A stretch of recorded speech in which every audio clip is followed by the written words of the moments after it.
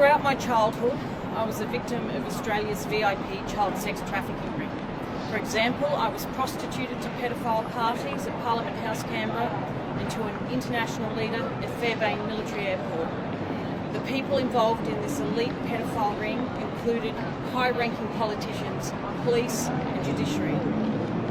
From the late 1980s, I reported my abuse experiences to multiple healthcare professionals, not one of whom adhered to mandatory reporting requirements.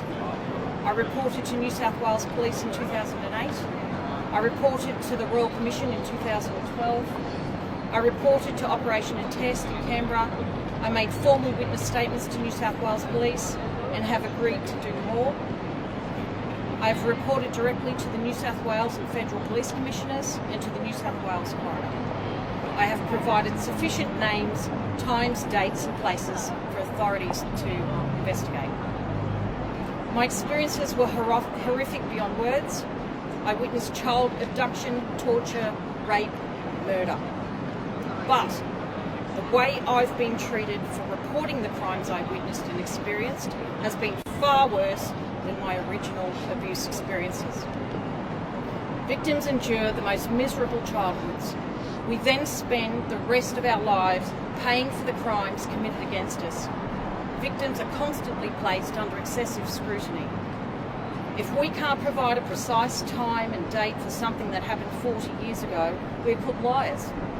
If we get emotional, we're labelled crazy.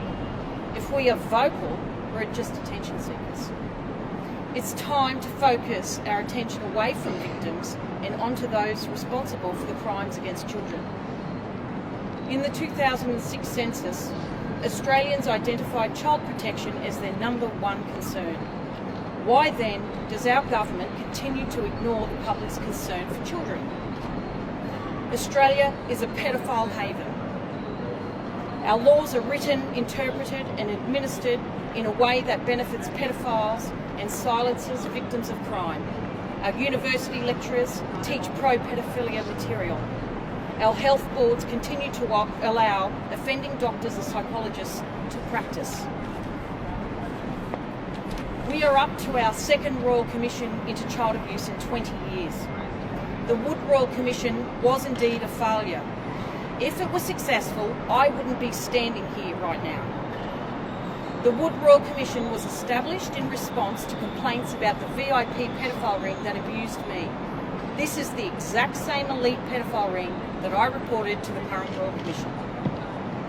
In 2013, I asked the Royal Commission, what are you going to do differently to the failed Wood Royal Commission? They had no answer for me. If the Royal Commission does not result in the investigation and prosecution of the VIP pedophiles that victims like me have named, then they are just information gathering. I know you want me to stand here and name names. Yet to concentrate on the names serves to shift the focus from the entire reason I'm standing here. I have provided the names to the authorities.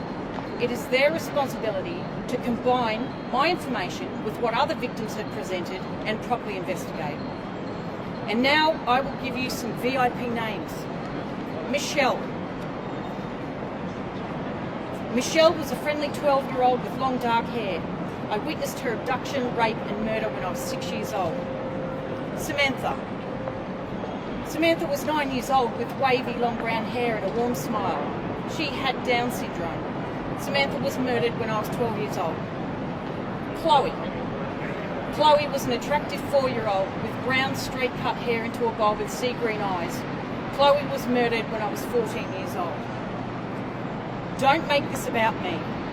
Focus on those victims who couldn't be here today to personally share what happened to them at the hands of the VIP pedophiles who have infiltrated Australia's supreme institutions.